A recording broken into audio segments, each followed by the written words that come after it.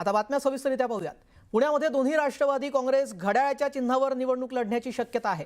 राष्ट्रवादी काँग्रेस आणि अजित पवार गटाकडून शरद पवार पक्षाला प्रस्ताव दिल्याची माहिती सूत्रांनी दिली आहे। दोन्ही राष्ट्रवादी एकत्रित आल्या तरीही पक्ष चिन्ह हे घड्याळच असेल असं कळतंय। राष्ट्रवादी काँग्रेस म्हणून लढताना मतविभाजन होऊ नये म्हणून निवडणुकीमध्ये एकच चिन्ह असण्याची शक्यता आहे। एकत्रित येऊ मात्र चिन्ह एकच ठेवू म्हणजे संभ्रम निर्माण होणार नाही अशी भूमिका अजित पवार यांनी मांडलेली आहे। आता याबाबत अधिकृत घोषणा काय होते ते पाहावं लागेल। मात्र आता दोन्ही एनसीपी एकत्र आल्या तरी चिन्ह मात्र घड्याळ हे एकच चिन्ह असणार आहे। काही पक्ष पहिल्यांदा एकत्र आलेले होते, चर्चा झालेली होती। म्हणजे दादांचे काही प्रतिनिधी आमच्याशी चर्चा करत होते, आम्ही त्यांची करत होतो, सेनेचे देखील होते, काँग्रेसचे देखील होते। पण आता ते सगळं चित्र बदललं गेलं असल्यामुळे काही नाही। दादांशी जी चर्चा झाली त्याच्या बाबतीमध्ये दादा आणि आमचे आणखीन एक चर्चा होईल आणि संध्याकाळपर्यंत काय आहे तो आमचा निर्णय सांगेल।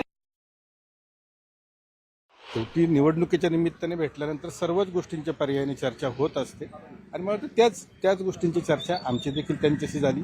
त्यांनी देखील त्या गोष्टी आमच्याकडून समजून घेतल्या, ऐकून घेतल्या आणि त्यांच्या पक्षातील सन्माननीय त्यांचे पदाधिकारी त्यांच्याशी चर्चा करून याबाबत पुढील काय निर्णय असेल ते आपल्याला कळवू अशी त्यांनी आम्हाला सांगितलं। अजून काही बैठक होण्याची शक्यता, कारण ही केवळ प्राथमिक बैठक झाली असं तुम्ही आता पत्रकार परिषदेत म्हणाल, अजून बैठका होतील? निश्चितपणे दादांच्या निर्णय आल्यानंतर काही कन्क्लुजन पुढे जात असेल तर त्याबाबत चर्चा होत राहील। सातत्याने शेवटी निवडणूक आहेत आणि त्याबाबत चर्चा होत राहील तशी।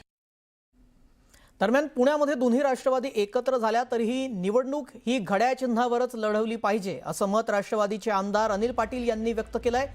जळगाव आणि धुळ्यामध्ये आमचं पहिलं प्राधान्य महायुतीला असेल, त्यानंतर इतर पर्यायांच्या बाबतीत विचार केला जाईल असंही त्यांनी स्पष्ट केलंय।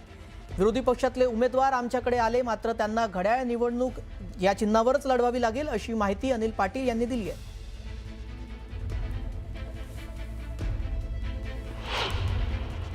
आमचा समविचारी पक्षाचा आग्रह आहे असा असला तरी सुद्धा आमचा आग्रह असा असणार की ताकद एकाच ठिकाणी कुठेतरी लावली पाहिजे।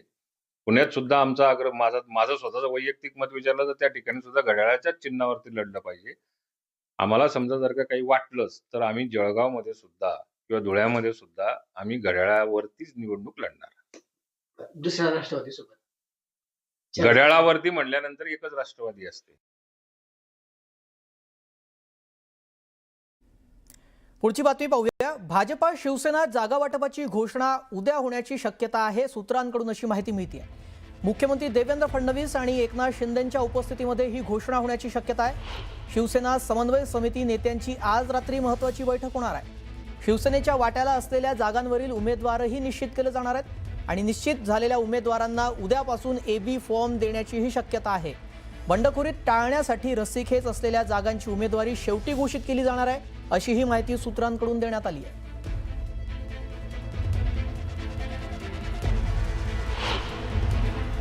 जवळपास अंतिम टप्प्यात आहे आणि महायुती होईल आणि महायुती या निवडणुकांना अतिशय प्रभावीपणे समोर जाईल। त्यांच्या जागा वाटपाचं अखेर ठरल्याचं दिसतंय। आता उद्या याची अधिकृत घोषणा केली जाणार आहे आणि एकमत झालंय का ते आता पुढे येत्या काळात स्पष्ट होईलच। नाही, याच्यामध्ये सन्मानजनक युती होईल। मुख्यमंत्री महोदय स्वतः दररोज त्याचा आढावा घेत आहेत। माझी आणि त्यांची भेट झाली संपूर्ण महाराष्ट्रातल्या युतीसाठी आणि ते देखील प्रत्येक महापालिकेची टीम स्वतः बोलवत आहेत आणि युतीच्या बद्दल विचारणा करतायत।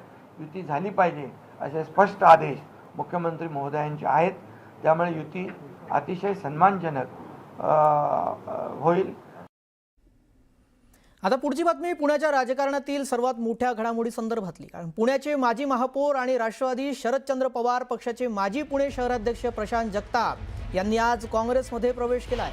शरद पवारांच्या राष्ट्रवादी काँग्रेसची साथ सोडल्यानंतर प्रशांत जगताप यांना शिवसेना ठाकरे गटाकडून आणि शिवसेना एकनाथ शिंदे यांच्या पक्षाकडून ऑफर देण्यात आली होती। मात्र पुरोगामी विचारधारेशी ठाम असणाऱ्या पक्षासोबत आपली पुढील वाटचाल असेल असं त्यांनी स्पष्ट केलं होतं। त्यानुसार आज मुंबईतील टिळक भवनामध्ये जगताप यांनी काँग्रेसचा झेंडा हाती घेतलाय आणि काँग्रेसमध्ये पक्षप्रवेश केलाय। या पक्षप्रवेश सोहळ्याला काँग्रेसचे प्रदेशाध्यक्ष हर्षवर्धन सपकाळ, विजय वडेट्टीवार यांच्यासह काँग्रेसचे इतर महत्त्वाचे नेते देखील उपस्थित होते. पक्षप्रवेशावेळी गोविंद पानसरे यांचं जे शिवाजी कोण हे पुस्तक आहे ते देऊन देखील त्यांचं स्वागत करण्यात आलंय. पुणेकरांसमोर जे मोठं आव्हान आहे, राज्यासमोर जे मोठं आव्हान आहे, देशासमोर जे मोठं आव्हान आहे ते भाजपचं आहे, मनुवाद्यांचं आहे.